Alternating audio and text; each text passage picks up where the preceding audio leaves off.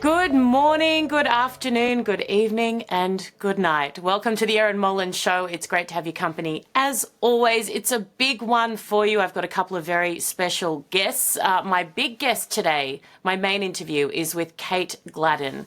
Now, she's a woman you probably won't have heard of, but once you hear her story, she will blow you away. She's incredibly strong. She's an Australian woman who now lives in Wyoming in the US. She is an example, her family, of why cracking down on crime matters, why being soft on crime results in the loss of lives of loved ones. Now, she lost her sister over 10 years ago in a road accident. She's now lost her mother in the same way in a road accident in the US. And the driver, you will be so angry when you hear what the driver had done previously. He should have been in jail. Yet you still have Democrats and the lefties all attacking Trump for trying to crack down on crime. Well, she is an example of why that matters. So make sure you listen to her story. It will break your heart, but it's so inspiring. And she will change the laws over there. She will fight so intensely for this. My special guest tomorrow is Mark Levin. Life, Liberty and Levin. He's, of course, the author of On Power, one of America's greatest broadcasters. Sean Hannity calls him the Great One. And he unloads on Tucker Carlson. He doesn't hold back, so you will want to check into the show tomorrow to listen to that. Now, my guest right now to help me go through the headlines is a legend. He's a former commando. His name is Wes Hennessey. He used to join me on my Sky News Australia show. That is long behind me now. And he joins me now, which I'm very excited about. Wes, so great to see you again. Good morning, Erin. Great to be back on with you. Legend. Now let's get stuck in because I know this one is deeply personal for you. Now the White House has commemorated the anniversary of the Abbey Gate attack that took the lives of 13 serving US military members. That was, of course, during the Afghanistan withdrawal. Now Gold Star families were there in the Oval Office and the president spoke. Have a little listen. But I just want to say I'm really honored to be with you again, and we'll be with each other for a long time.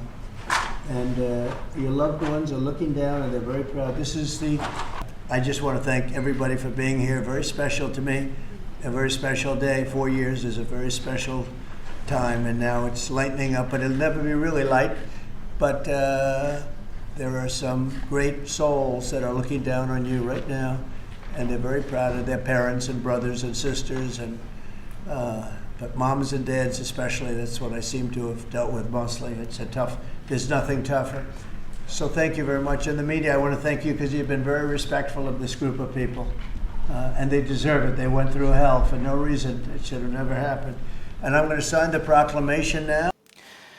Now, Wes, it was an absolute horror show, that entire debacle, the withdrawal. I've had the commander-in-chief who was leading that at the time come on and say he told President Biden this was the wrong move. I think it's universally acknowledged that it was a disaster. I think those images of people clinging onto the wheels of the aeroplane will be etched into my mind forever. It would have been, as I said, deeply personal for you, having served there, to watch that.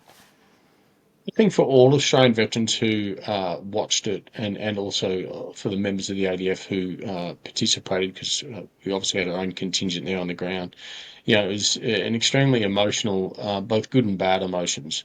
It was kind of a roller coaster few days when you think about the commitment that many men and women from the Australian Defence Force served there over the years. And just the way it ended, I think generally speaking, it left a foul taste in everyone's mouth. Militarily, that evacuation, we must note, is extremely, extremely difficult to plan for. However, I agree with you that, a lot of things could have been planned a lot better, but trying to provide a cordon around Kabul International Airport, with such masses upon them, and just the frenzy. Once the people there knew, as in the Afghanis, and anyone else for that matter who wanted to get out, knew what was actually occurring, it just created, extremely fragile and horrific situation for all. And of course the Taliban seized on it, ISIS at the time, and others, by conducting numerous attacks along the way.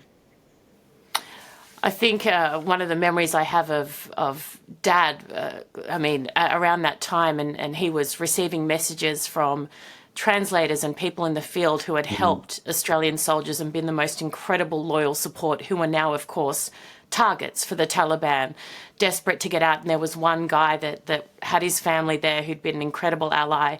And Dad was sending messages to Australian troops who were standing up on the fence and on cars and trying to get them to find him in this massive crowd of desperate, poor people. And they managed to connect and he managed to get out. But that was one positive outcome. There were so many who were left behind. That must be really hard. It was extremely emotional. Obviously, all Australian contingents worked with the Afghanis in some degree. The Special Operations community worked intimately with them, right from the get-go, through our partnering units, through interpreters, through other government agencies. So we had a very, very close relationship with a large group of loyal Afghanis or loyal to us. And that was extremely upsetting. And you've got to look at the irony of it, Erin, when we look at the immigration now that the people who worked and served for us so loyally and risked their lives, they're side by side with us when we're shooting and in quite, critical combat, incidents. But now we're letting all these other people into the country largely unchecked, who aren't patriotic to Australia. Yeah. But we made the decision to leave many of these people behind. So, I think that's quite disturbing to most people who worked with them. And like I That is said, just the such a irony of it, right? It's just like, what? such a powerful point. So many people have come into our country, into America, into Europe, who clearly don't value the same things: freedom, democracy, peace. Yet those who are willing to give their lives to help our people and our nation have been ignored. It makes no sense. Whereas the Democrats over in the US are bleeding support, and this is fascinating, not because they're any good, it doesn't surprise me in the slightest, but the party in opposition generally grows their supporter base heading into the midterms. They're meant to be cleverly poking holes in everything the administration does, even if they're not doing it cleverly. We see this pattern where their support grows, but they've lost millions of registered voters.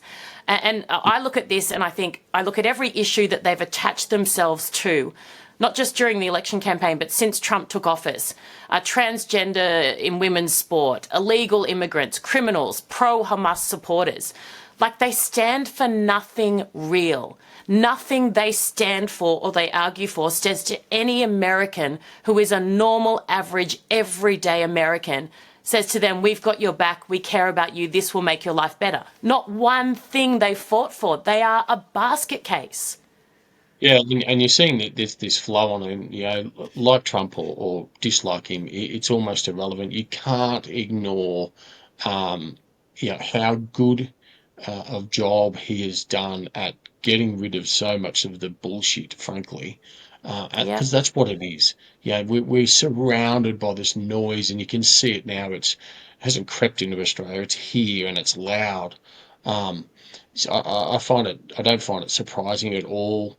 The swings that are occurring and that we're seeing now. I think it's quite logical when you look at the background of it all. Obviously I'm Australian as a person could be, and watching Donald Trump this morning on the news, how he passed a law about burning the American flag, like, I got emotional, Yes. because that's a scene we're seeing now in this country, and I'm not seeing, because it hasn't happened, key leadership, or I don't even like using that term describing our leaders, because They're not. fundamentally, if you look at the definition of leadership, that they are not a leader by any means, a large majority of them. Anyway, but the passing of the burning the American flag, so you will go direct to jail. You will serve 1 year. There'll be no early release. There'll no anything. So there's a 1 year jail term when convicted of burning the American flag. That's leadership. Now, the vast majority of America supports that, because why Yes. wouldn't you? You have to be anti-American not to support it, right? And these are things that I just cringe at our own government. We'll stop using the word leadership. Our own government when our flags are burnt, they won't even come out and make a public statement. God bless David Crisafulli the other day, who, when they did it in Queensland, For he came those in the straight out. American market, he's the Premier of Queensland, so like, the leader of that estate in Australia. Sorry, go on, Wes. Just for the Americans, equivalent it to Texas, it's about the closest thing we have. Yeah. But yeah, like he came out and condemned it immediately, and said Yeah. the Queensland police will put everything they can behind it to find this person or persons. That's leadership. Yes, I'm And to so me, glad you brought up the flag. I was going to come to that later, but we'll do it now, and you've just done it so brilliantly. I look at our flag, and I look at the American flag, and what comes to my mind, and I don't know if it's because I'm the daughter of a soldier, a retired major general. I don't know if it's that military connection. I don't know if that's a thing for you, but the image in my mind is that flag draped over the coffins of men and women who went to war for this country to protect all the people who marched across that harbour bridge, all the people in Melbourne who waved the flags of terrorists, who burnt the Australian flag. They died to protect them and give them freedom. And the way that they say thanks is to burn that exact same flag that draped their coffins. Well, not on President Trump's watch, and it should not be on our watch here in Australia. And it makes me emotional because it is one of the most disgusting things you can do. If you want to do that, get out. Go live somewhere else and realise how lucky you are to live in a country that values the things that matter. in Australia is we've got a large group of people here now which don't value Australian qualities. We could talk immigration all day, Erin. The fact of the matter is, immigration has done wonderful things to this country. I've got, as I'm sure you have, many Italian or Greek friends or whatever from many, many years ago when those families immigrated here. But they were coming out of war-torn countries. They were coming out of a different era. So they so appreciated, and they weren't Yeah, given the handouts that are being giving out now. And they worked their asses off, excuse me. They worked absolutely. themselves raw with small businesses. Look at every fruit, veggie, small farmers, Yeah, small crops. They were a lot of them were from European descent. They got themselves working and they've created great businesses across every city in Australia. And now we just have the exact contrasting thing going on, and which is disgraceful. They're given more, yeah, they do less. But what breaks my heart, as it does, as you've just described how it does yours, they, do the most horrific things, to things which are symbols of our, national pride and our identity. For example, burning the Australian flag.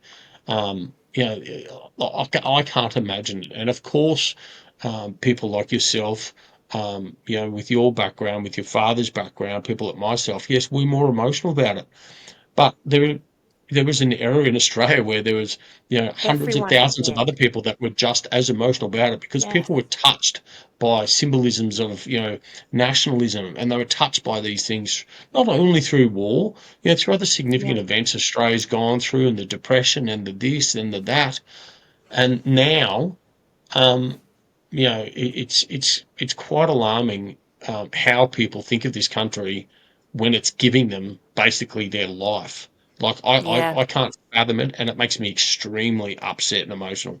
It's disgusting. Yeah, I agree. Absolutely. Final topic was Israel's put out a statement acknowledging, and this is from the Prime Minister, that they made a mistake with the attack on a hospital in Gaza. The Prime Minister says they deeply regret this and reiterates that their war is with Hamas. Now, I'd make the following points. There were also journalists that were killed in that attack, and that is any civilian death is an absolute tragedy. But I would make sure that people are very aware of the fact that that hospital in particular was used to house hostages when they were taken. A former hostage, Sharon, has told her story. She was held there with her children. Her husband is still in Gaza as a hostage. Journalists, one of the journalists killed celebrated October 7, put out a post saying this is the greatest day. We can't just buy into Hamas propaganda. Wars are wars. There will be accidents. They will happen. It doesn't take away from the legitimacy of a war on terror. That's my reaction. What's yours? Look, I don't know where to start on this topic, to be honest with you, Erin, so I'll try and keep it short and sweet. One of my most fundamental frustrations is people's ignorance, absolute ignorance and stupidity on the whole matter. I'll make a couple of quick points. When Hamas attacked Israel in October, okay, they knew exactly what Israel's response would be. Okay, they had planned for it. They have since that time used locations that would cause outcry in the West to continue and to build their propaganda campaign. So they knew Israel would come at them with everything. Because you've got to remember, this has gone on forever. And they'll nit for nat, nit for nat. What can we do to really pull Israel out? So they knew the attack they had to do had to be quite savage, and it was. We don't need to reiterate all the atrocities that have occurred. But they knew after that Israel would come at them. So since that time, they've used starving their own people. They've used key infrastructure, being hospitals, being food points. They've used all of these and denied all of the people there. There's much evidence of it. Every person, when they cover this, is right. No one wants unnecessary people, even soldiers, like anybody. No one wishes death upon anybody unless you're not Unless of you're sound mind. Hamas. So exactly. So we don't need to keep saying that. We've got it. The issue is they're winning a propaganda campaign, and people are literally blind and stupid, following along their little bouncing ball like a bubble on a taxi through New York. It's like, what are you doing? They're a terrorist organisation. They've taken hostages. They wouldn't release them. They've been given ample opportunity, and they use all essential elements of infrastructure, all pre-planned, tunnels dug, weapons cased prior to the attacks, so that when Israel has to fight back, they will inadvertently, sadly, at times, cause collateral damage that may include human lives and innocent civilians. And The by the way, reality people, of this is war. It happens in every single war ever. So stop singling Israel out like they're committing something for the first time. You are brilliant. Amen. And you're right. You almost give the bullshit legitimacy when you try to argue against it. It's actually ridiculous. It's a war Israel did not start, did not want, against terrorists. And we're trying to argue, sorry, they're terrorists. They're scumbag pieces of shit who hurt their own people as much as they hurt Israelis and Jews and everyone else. It's insanity. Wes Hennessey, you, though, are the complete opposite. You have so much common sense, and I thank you so very much for joining me here. Thanks very much, Erin. Great to be back on. Okay, now let's head to my chat with Kate Gladdin. Her story, as I said earlier, is heartbreaking, but her fight is so inspiring. The crackdown on crime in the US is a necessity. Laws need to change. Donald Trump has made a very good start, but she is about to help him out in the state of Wyoming. Kate, thank you so much for joining me. I wish that you weren't, and you probably understand why. Yeah, I know. We need to connect sometimes under better circumstances, I think. But thank you again just for your support and having me on.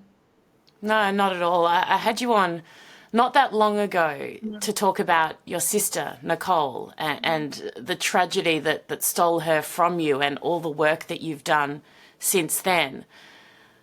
Can you tell me about Nicole and then tell me and my audience what happened to your mum very recently? Yeah, so my angel, she's always on my shoulder there. My beautiful sister, Nicole, again, larger than life, beautiful ballerina, working in the sports reporting world, kind of where you cross paths with her, having the time of her life over on a holiday in Thailand. And as her and her partner were turning into the driveway of their hotel, riding, a little scooter motorbike over in Thailand, as so many people do, a local rider came along, sped up on the wrong side of the road, hit the back of their bike, and Nicole tragically took the full impact, dying from head injuries over there. She wasn't wearing a helmet at the time. So for the last coming up to 13 years now, our family, of course, have advocated so much for travel safety and trying to save other families from living with such heartache, and my mum was a huge part of that, and also giving grants to performers and athletes. Like, we just took the absolute tragedy of my sister's death and tried to do as much good and meaningful work as we can in honor of that. And most recently, my beautiful dear mum, I was so excited mum and dad were coming to visit me. I live over in Wyoming now, so I was very proud to show off our new home by the mountains and how hard we'd worked for it. And mum was like, I'll come downtown with you. I had a meeting. She's like, I just want to walk around downtown. And I said, sure thing. I'll see you back at the car at 1 p.m. And I'll never forget the moment when I got back to the car and mum wasn't there. And I called and she didn't answer, and I called and she didn't answer. And this feeling just came over me because mum was always punctual, always answered her phone. And that's when I turned the corner and realized that, my beautiful mum, Julie, she was crossing at the lights, waited for the walk signal, was just crossing the road downtown when a reckless driver came speeding around the corner, hit her. And again, she died on impact from head injuries. I'm so sorry. What can people say when this has happened now twice to your family? Yeah, there are no words, but there's been a lot of support, and I have to thank each and every person that has run towards our family when it is really hard and uncomfortable to hold space for so much grief and trauma. But there have been so many beautiful people, even my friends showing up at the hospital, showing up at home, just the hugs and to know that people care has really given us a lot of strength. To be honest, I still think we're in a lot of shock that this can happen twice, just both overseas, on holidays, time of their lives, so happy, and then both on the roads over there. And I think what breaks my heart the most is my mum was following the law like to the T. We have video footage of her pressing the button. They've synced the lights. They can prove she had the walk signal. Like, she would never ever break a rule. My dad always jokes, first. So it's, that initial shock of just how can the world be this cruel to let this happen to my beautiful mum. It's definitely something I think we're all still wrestling with. But then as we kind of dove deeper into the driver who killed my mum and learning more about that injustice, it's definitely been even harder to get our heads around. So let's move into that space now, because, I know a lot about you and your family, but I think at the top of that list is you're fighters and you don't accept injustice. And when tragedy hits, like it did with Nicole, instead of just cowering and surviving, which most people do and you'd be forgiven for doing, you want to use it to help others. And you want to do the same thing here. This driver should not have been on the road. That's 1,000% correct. He has a 5-page criminal history that we soon discovered not long after his arraignment. But this is something I know you'll hold close to your heart. Erin, given the powerful work that you've been doing with Fire Rose recently, like this driver, just 5 weeks before he killed Mum, he was in court for domestic battery. He'd punched and tackled his his girlfriend, back in October of 2024. So he was in court that day, and the DA, once again, the district attorney over there, accepted a plea deal for him. So he should have been spending 90 days in jail for that. Yet she gave him 88 days suspended because he served 2 days when they initially arrested him. And again, it infuriates me how much prosecutors can hide behind the whole first offender kind of defense when he has a 5-page history of escalating violence, crime, and disregard for the law. It wouldn't have been hard to argue why he needed to be behind bars. Not only did he tackle his wife that day, but he also evaded police at night. He was running from them all night. I've seen the full court documents of that. So, that's really hard to swallow, that the person who took my mum's life, who lived for helping others, was just weeks before, terrorizing women and causing damage like this. I can't sit back and let that be okay. So he should have been in jail. Yeah. If he had just gotten the sentence that legally he was required to serve for that crime, he would not have been on the street that day to kill my mum. My mum would still be alive. That first offence, let's be soft, is utterly ridiculous, given it only takes one to take a life. It's not like your mum gets hit and the impact is lessened in the aftermath because they say, oh, it was just his first, or it was his second, or it was his third. It doesn't make any difference to the victim and the loss they suffer. Why does it make a difference to a judge or a DA? Yeah, I don't understand. And then on top of like hearing, you know, his long history of violence and crime starting back, you know, I think it was over 15 years ago, you know, he's a registered sex offender. That's just the start of his wonderful shopping list of crimes that he's collected. You know, I remember going into the police station the day after Mum's died, and, you know, your head's still spinning, but you're thinking, okay, here's where, you know, we're going to learn something about the consequences of this, to at least know there's going to be some sort of justice. And I remember the police going, so one of the charges he's facing is vehicular homicide. I remember him saying that, like, don't get excited though, it's just a misdemeanor. So that means the max he'll get is 12 months in jail and or a $2,000 fine. A $2,000 fine? I can't. Yeah. Who is running that state? Who are they? Well, that's part of what I want to change. You know, I soon become an American citizen, so I'll still soon get to have my say, literally. But you know, people that we've spoken to in the police and even state representatives and such, you know, they agree that law in general doesn't seem right. I don't know if I can change, like, so most states, if there's any sort of intoxication, including Wyoming, if the guy was under any sort of alcohol or drugs or something, it would immediately escalate to a felony of up to 20 years. But because he wasn't, like, drunk at the time, which is kind of frustrating because I'm like, well, he was of sober mind. He had it was even worse almost. Yeah, I know. He made a conscious decision. It's not like he had.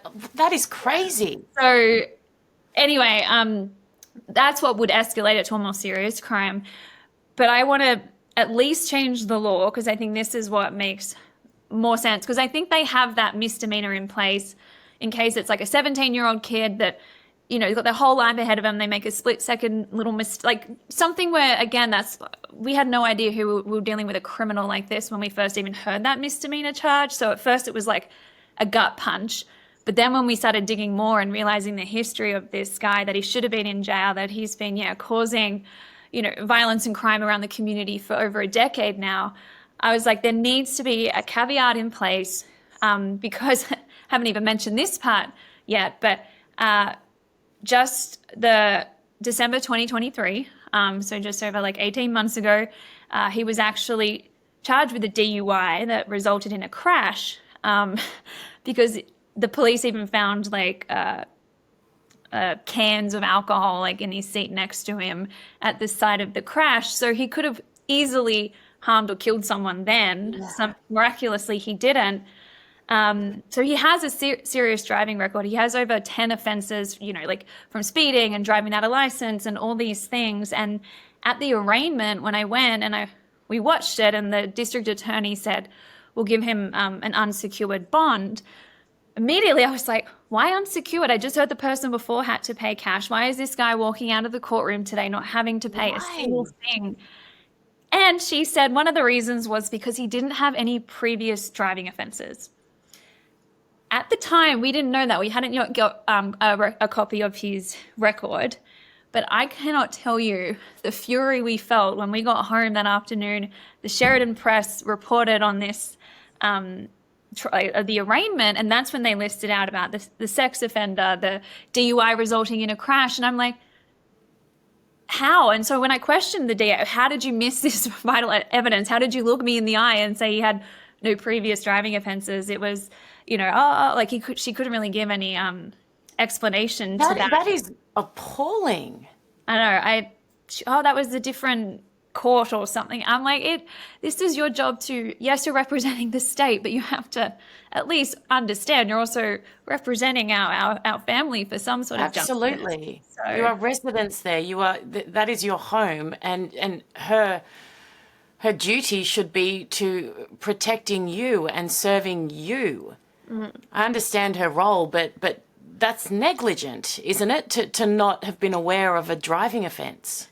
Yeah, we're not sure. I mean, I can't speak for her, but it was very concerning when we heard that and realized that she'd overlooked it. I don't know if that would have changed again, like what she said, because a lot of the time it's, but the judge accepts that. Like when I questioned her, why did you take a plea deal 5 weeks earlier?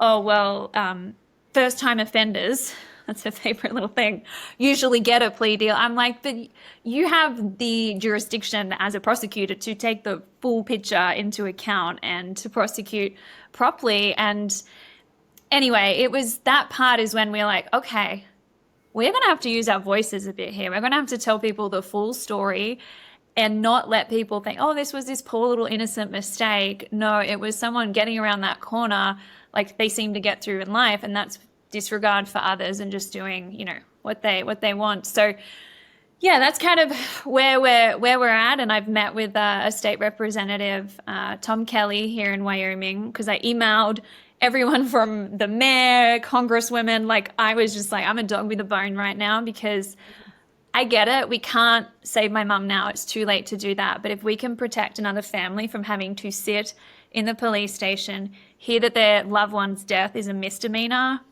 at the hands of someone who's got a full history of crime, like I don't want another family to go through that. So Tom Kelly, the state representative, was quite receptive of seeing, he was just looking through the record and going, my God, I have 6 kids. This could have been one of my kids crossing the road, and understanding our outrage about the leniency. Like, I really feel like this is when leniency has become lethal. Like, it's this escalating, let him get away with a little slap on the wrist is now what has directly led to my mum's death. And so he, the way that the legislation works or whatever, they meet every so often. So it'll likely not be till next summer over here that he could kind of bring this to the committee. But he said, Nate and I could testify as to why the law at the very least would need to change with, if you're charged with vehicular homicide, but you also have any serious previous driving offences, it immediately escalates the charge to a felony. Leniency is lethal is so powerful, and it's so true. It is so true. And often being soft on little things then encourages and emboldens someone to do bigger things that are bad. And I think any body of evidence will show you that with youth crime, with drugs. You start with, little bits and pieces of the lesser recreational drugs, and then they say that leads to the more intense drugs. When you look at America as a whole, and one thing that the current administration is doing is coming down hard on crime, and you look at what Donald Trump's doing in Washington by bringing in the National Guard, is that something you'd like to see happen everywhere? Do you think that the country as a whole, as an Australian who's just moved there, I mean, we're not a perfect country, but crime there is out of control. Is that something that needs to happen everywhere when it comes to cutting out the leniency and making sure people are held to account? I definitely agree, for sure. And, Dad and I have also looked into more cases in Australia too, because it's obviously more top of mind for us. I think sometimes they just hear seem like news stories, you're almost immune to them. But, I have friends around the US. I know one friend of mine in Minnesota, her son died from an overdose due to fentanyl, and all of that. And she said it took so long because this judge just kept being lenient on this, drug dealer that time and time again kept ending up in her court until they changed out, they got a new judge, and finally they put him where he deserves in jail. And I think that's the least that victims' families deserve. Even that's not enough, but that's a bare minimum. Yeah. Like that doesn't, that's not enough. You should still feel so angry, but that's a bare minimum that they serve a custodial sentence, that they pay a price. Yeah. Yeah. And I think, something that people love to say to you is, oh, but nothing brings her back. I'm like, I know that, but I want to stand up and fight for what my mum's life was worthy of. Okay. I know I can't bring her magically back, but I can change something from here on in. I can do something with my mum's legacy that is a much needed difference. And so I just, nothing kind of irks me more. I'm like, I understand that, but I can sleep a little easier at night if I know Yes. you know, we've done everything within our power to save another family from this, and to, like you said, like try and push against this leniency that, as I said, becomes lethal very quickly. And I told Dad, I said, I'm so glad that it happened to a family as resilient as ours, because I can't imagine a family that hasn't, like, it's almost like tragically Nicole's death was our resilience building experience to be able to at least somewhat cope with what we're going through. Because I can't imagine if it was your first time trying to navigate something like this. Julie would send me messages often, and this morning I was reading through her text messages, and just the kindest, and for no reason, she would listen to something that I'd said on radio or watch something that I'd said on TV. And like most people in my industry, I am deeply insecure. So anyone, and I felt like she knew, like she would always just send the most beautiful, encouraging, kind words. And I would just, she just, this is, I mean, no one deserves to die in this way. But when you look at what she did and what she survived and what she's overcome, and no parent should ever have to lose a child, and she did.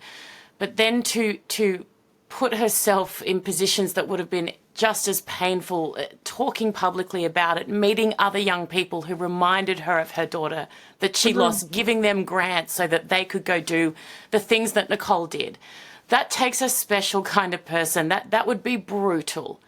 I can't even imagine how that would have felt, but you and your family and Julie did that, and did that day in, day out, and saved so many lives. You have gone to thousands of schools and spoken to thousands of kids, and you have saved thousands of lives. Thousands of lives, zero doubt. I've spoken to, I've got messages when you come on my shows, so many people message. My daughter was in a talk that Kate did, and it was incredible. You know, she would never listen to me about being safe overseas, but she listened to, like, you are saving lives, and I have no doubt that you shouldn't have to take on this next battle, but I know you will, because I just know that there's no way you won't. And your beautiful dad will as well, and your brother. But aren't you tired? Like, don't you kind of think, when do we just get a break as a family? Yeah. I told Nate, it's like my soul feels very tired at the moment, and the lead up, the trial is on November 5. So I think just the build up to that and the angst surrounding how is that going to go, it's a lot on our family. And I honestly kind of just wish I could fast forward and just get it over and done with. But I do want to speak to just what you said, Erin. Firstly, about my mum. I am the proudest daughter alive. She is an absolute strongest, most resilient, most loving, generous person I know. I hear so many stories from Nicole's friends, like, your mum would message me here or come to my show or bought me a baby gift, or like, I don't know where she found the hours in the day, because she was also such a present mum and so generous and all of that. But I also want to say there's a genuine reason mum would always reach out to you, and that is because you have given us the same support from the very beginning, right back in 2012. Still remember those early days of messaging with you right after Nicole died, and you've showed up and supported our family. And now, my own careers and ambitions as well. And so just thank you for all that you've done. Mum adored you. And so it doesn't surprise me that she would always find ways to let you know that, because I know she was, I don't know, I feel like Mum kind of took on that motherly role with a lot of people kind of our age, Nicole's friends, all of that. Sorry, I'm just trying to get over how good it felt for you to say our age and include me in that. Given I just turned 42, so I will take that. Yeah. Well, sorry, when you look as beautiful as you, it's hard to think of you who's that old now. Kate, I'm so immensely proud of you. I want to. What do you miss the most about her? Like, what do you? Is it just that everyday, that normal stuff? Like, yeah, I miss my hello possum. So Mum used to call me Possum Pie from a book we read as a child. It was just the presence, her warmth, her just so happy to always hear from any family member, any friend. So I think, but it's those little hello possums and just check-ins. I mean, my dad is an amazing man, and I've got to absolutely pay tribute to his strength throughout all of this. It's really been my rock. But one of the last things, He is, by the way, he's unbelievable. Yeah. Vince. I don't understand how he's incredible. to have to go through flying two family members home after like holidays, I don't know how I get through this without my dad, and I have to now pay tribute to my amazing husband Nate, but he's also been my rock. But Incredible. yeah, I remember actually right before we went downtown, Mum walked into my office here and actually, checked it out. She said, "Oh, there's a photo of me up here," and like was all kind of excited. And so each time I sit down, I feel like her presence here. And when I feel scared, when I feel weak, when I feel overwhelmed, I just remember who I am. And I'm my mum's daughter and my sister's sister, and that gives me all the strength I need to remember that I can get through anything, because I come from them.